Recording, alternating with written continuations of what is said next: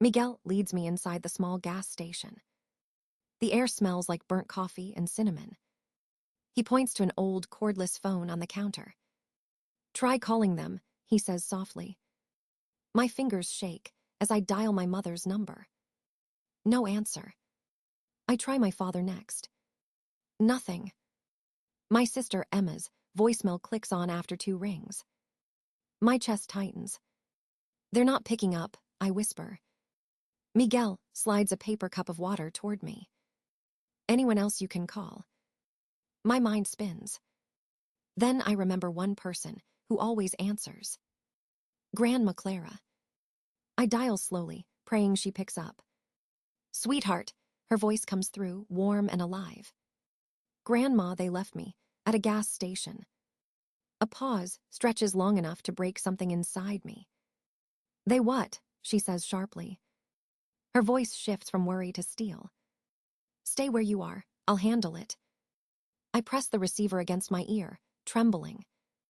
Miguel nods, understanding everything without more words. He offers me a chair behind the counter. Outside, the sunlight blazes against the glass. I stare at the highway, waiting for a blue van that doesn't come. Every minute feels like an hour. Every car that passes could be them. None are. A mother with 2 kids buys snacks, laughing. A trucker hums along to country music. Life keeps going while I sit invisible. My reflection stares back from the glass door. I look small, like a background character in my own story.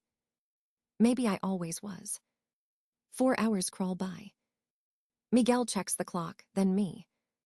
"You sure they're coming back?" "I don't know," I admit. He looks like he wants to say something but doesn't. Then headlights sweep across the windows. A blue van pulls in slowly, too calmly. My heart lurches.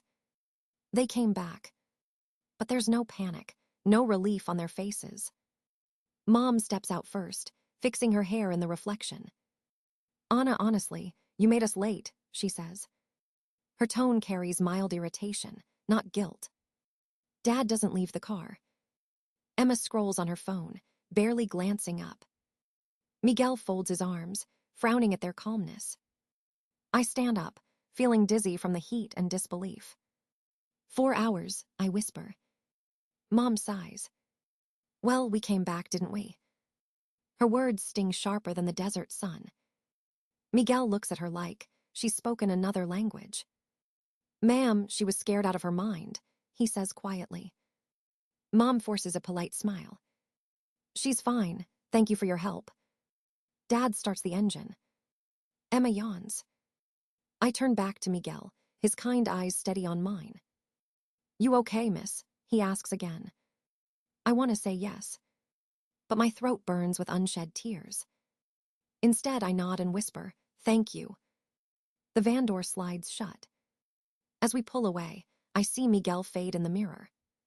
He stays standing there, watching, as the desert swallows me again.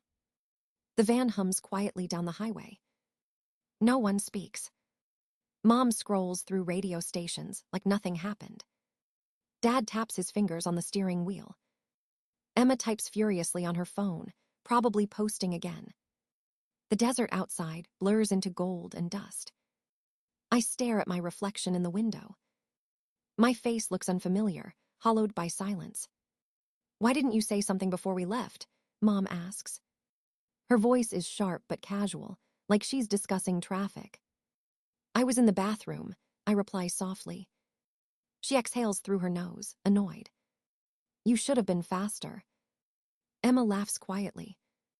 "Honestly, I thought you were sleeping in the back," she says. "Next time, make some noise." Next time. The words echo inside my head. I clutch the edge of my seat, fighting the sting in my eyes. Dad finally speaks without turning his head. "You're always so quiet, Anna. Hard to remember you're even here sometimes." The sentence lands like a slap. No one notices the silence that follows. I reach for my backpack, searching for something familiar. My fingers find an empty keyring. My chest tightens. "Mom, where's my owl keychain?" I ask. She waves her hand dismissively. Oh, that old thing. It broke off, I threw it away. My stomach drops. That was important to me. It was just a keychain, Anna. Her tone makes the word just feel like poison. That keychain wasn't junk. It was the one thing Grandma Clara gave me that was mine alone. I'll see what others miss, she had said. I stare at my mother, realizing she never saw anything. Not me. Not really. The van rattles over a bump, jolting me back. Mom's phone rings, cutting through the tension. She checks the screen. Your grandmother again, she mutters. Dad says, don't answer. But Mom sighs and picks up. Yes, Mom, we found her. She's fine, just a little mix-up. Her laugh sounds forced. Then Grandma's voice bursts through the speaker. Put Anna on the phone, now. Mom rolls her eyes and hands the phone back. I press it to my ear. Sweetheart, are you really okay? Grandma asks. Her tone is firm, protective. I'm here, I whisper. I've always seen you, Anna, she says. Don't let them convince you otherwise. Her words crack something open inside me. A tiny spark of validation in a desert of neglect. The call ends. Mom grabs her phone back without comment. The van fills again with that familiar, suffocating quiet. I turn toward the window, watching the sky melt into red. The sun dips low, bleeding light across the sand. Somewhere between New Mexico and Arizona, I make a decision. I will stop shrinking to fit their blind spots. One day, they will see me. Even if it means leaving them behind to do it. The campus glows under the afternoon sun. Mom talks nonstop about Emma's future. This is such an exciting day for our family, she says.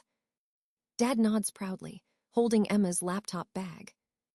I carry 3 heavy boxes labeled essentials. My arms ache, but no one notices. Mom guides Emma through the lobby like she's royalty. I follow behind, invisible as ever. Inside the dorm, laughter echoes from every direction. Parents hug their kids, take pictures, cry a little. I balance the boxes and smile for no one. Mom's voice cuts through the noise. Careful with those, Anna. I almost drop a box but catch it in time. No, thank you, just another order. Emma twirls in her new room, inspecting every detail. I want the bed near the window, she says. Of course, Mom agrees instantly.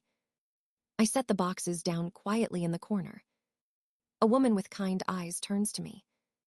You must be excited too. Are you starting here as well? Before I can answer, Mom appears beside me. Oh, Anna's taking community college classes, she says.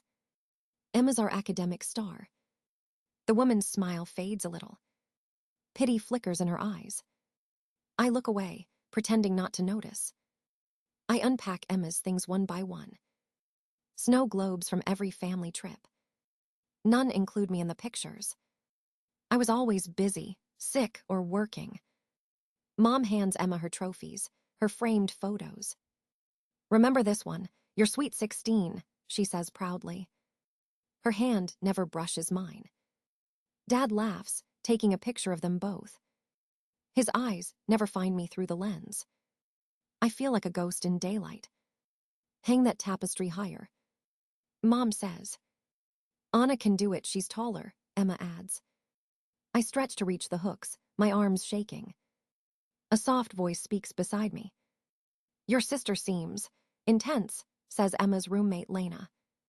She slips a small candy bar into my pocket. Thought you might need this.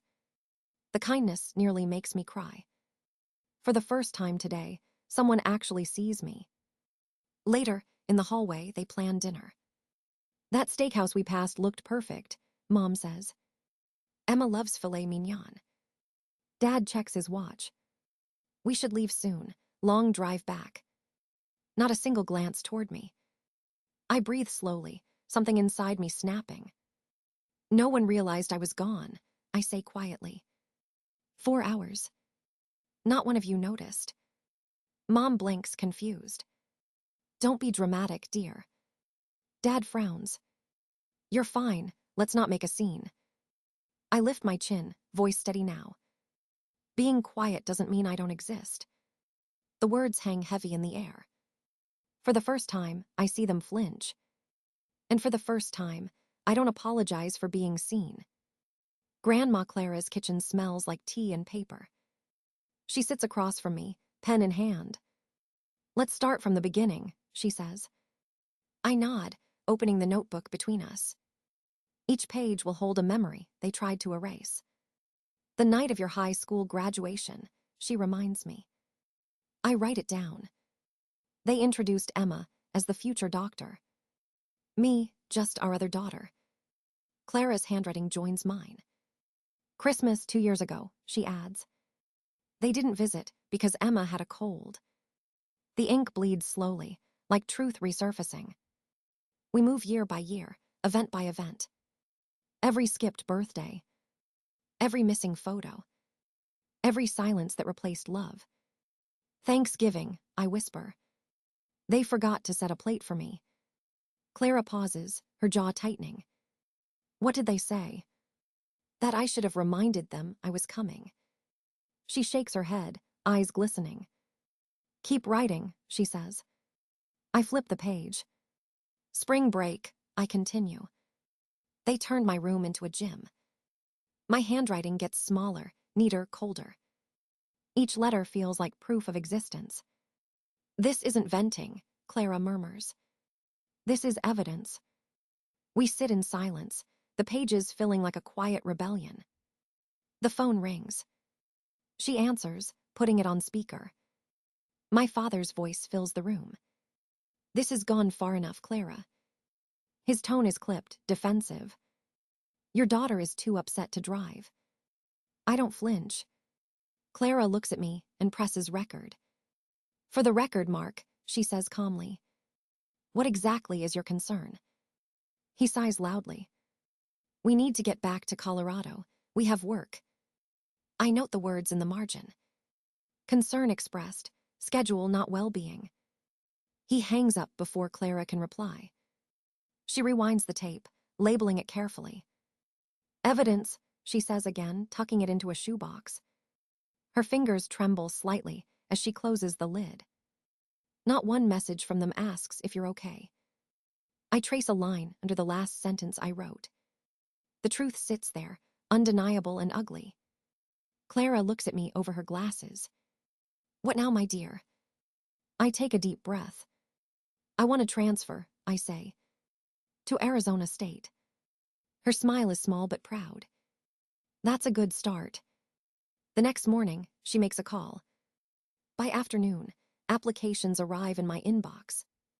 Later, Grandma Evelyn, Dad's mother, calls too. She offers to help with tuition. I blink, stunned. 2 grandmothers, 1 broken girl, 1 plan. The first real family I've ever had. That night, I stare at our timelines spread across the table. A mosaic of neglect turned into proof of survival. For the first time, I feel something close to peace. Not revenge. Just recognition. At last, I exist on paper. The knock on the door comes just after noon. Grandma Clara glances at me knowingly. They're here, she says quietly. I feel the air tighten around us. Dad's voice booms from the hallway. Anna, open up, we need to talk. Clara opens the door before I can move. Mom steps in first, clutching a container. We brought your favorite cookies, she says too brightly. I stare at the label. Double chocolate chip. My favorite has always been peanut butter. Her smile flickers but stays. Well, chocolate, everyone's favorite, she adds. Dad clears his throat. Let's sit down and be reasonable. He scans the room like he's inspecting damage. Clara sits, calm but firm. Say what you came to say, she tells him. Dad leans forward, hands clasped. You've made your point, Anna, but it's time to come home. Mom nods eagerly beside him.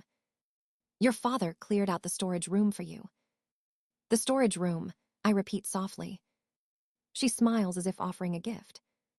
You'd have your own space now. The words sting like vinegar on an open wound. I walk to the table and lay down 3 documents. A scholarship letter, a housing contract, an acceptance from Arizona State. I'm not coming home, I say. Dad frowns, his face turning red. Don't be ridiculous. You're still part of this family. I know, I reply. I just refuse to keep disappearing inside it. Mom's eyes fill with tears. We've given you everything. Except attention, I answer. Except presence, except love that notices. Dad slams his palm on the table. You're being ungrateful. No, I say quietly. I'm being honest. Clara rises from her chair. Show them, she says gently. I guide them to the living room. The walls are covered in photographs. Every picture Grandma took of me over the years. Smiling at 5. Holding a science fair ribbon at 10. Behind my first camera at 16. Mom covers her mouth. What is this? I hand her a folder. A timeline, I say. Of every time you forgot me. Dad flips through it, face hardening. This is absurd. Mom's tears spill. You don't understand how hard parenting is. I never asked for perfect, I tell her. I asked to be seen. The silence that follows feels sacred. For once, my words take up space. A vibration hums in my pocket. A text from Emma. I see it now, I'm sorry. I breathe in slowly, steadying myself. I'm not angry, I say finally. I'm just done being invisible. Dad stands, frustrated. When you're ready to stop this nonsense, call us. They turn to leave. Mom hesitates, whispering, What should I tell people? Tell them the truth, I answer. Or tell them nothing. I'm not part of the story you rewrite anymore. The door closes softly behind them. For the first time, I don't chase after it. 6 months later, the Arizona sun wakes me before the alarm. Light spills across the white walls of my dorm. Photos line every surface, moments I've captured myself. Faces of strangers, caught mid-laughter, mid-thought, mid-life. Each one centered, framed, seen. My camera rests by the window, waiting for another story. The campus outside hums with morning energy. I pour coffee and check my emails. A message from the art department catches my eye. Congratulations, your exhibition Unseen has been approved. My throat tightens with something warm and electric. This is real. The invisible girl will fill a gallery with light. I pack my bag, slipping the old empty key ring inside. No owl charm, just space where it once hung. Space that means freedom now, not loss. Later that day, I drive through the desert alone. The horizon stretches endless and forgiving. I stop at the gas station that started it all. Miguel is behind the counter, wiping a glass. He looks up, surprised but smiling. The girl who was forgotten, he says softly. Not anymore, I reply. I hand him a small wrapped package. He unwraps it carefully. A framed photo of the gas station at sunset. The sky bleeding gold across cracked pavement. At the bottom, my handwriting reads, Where I found myself. Miguel's eyes glisten as he studies it. You found your focus, he says. I nod, the words fitting perfectly. Driving back, I think of Grandma Clara and Grandma Evelyn. They're waiting tonight with dinner and too much wine. And Emma, she'll be there too. Her texts have grown softer, realer. She wants to learn how to see people better. Maybe we'll start again, slowly, with honesty this time. When I arrive, the table is full of laughter. Clara raises her glass. To boundaries, she says proudly. Evelyn smiles. And to bridges. Emma hesitates before lifting hers. I'm learning to look for real, she whispers. I'm sorry it took losing you to start. I clink my glass against hers. Not forgiving yet, not forgetting either. Just acknowledging. Later that week, the gallery lights warm the room. People walk slowly, whispering before my photographs. They stop at the centerpiece, a self-portrait. Me, looking directly into the lens. No cropped edges. No background blur. Just presence. The caption reads, "Scene." A professor pauses beside me. "Your work has empathy," he says. "It understands invisibility from the inside out." I smile, feeling the truth in his words. The crowd moves, the lights shift, the moment lingers. I stand there, steady, whole, visible. For the first time in my life, I am not waiting to be noticed. I already am. The gallery closes slowly as the lights dim. I stay behind, watching my reflection in the glass. The self-portrait hangs in the center, steady and bright. It feels like looking at someone I finally recognize. The girl who used to whisper now stands unshaken. The one they forgot has learned to remember herself. Outside, the desert night hums like a soft heartbeat. I step into the warm air, camera hanging at my side. Every shadow, every flicker of light feels familiar now. I once feared being unseen. Now I understand the power of choosing who gets to see me. Forgiveness doesn't mean returning. Sometimes it means walking forward without turning back. I glance at my phone, a new message from Emma. Just 2 words, "Proud sister." I smile, not out of need but peace. The world feels wide again, open, unfiltered. I raise my camera and take a final shot of the night sky. Stars scatter across the frame like quiet witnesses. Some stories end with closure. Mine ends with clarity. I was never invisible. They just never looked closely enough.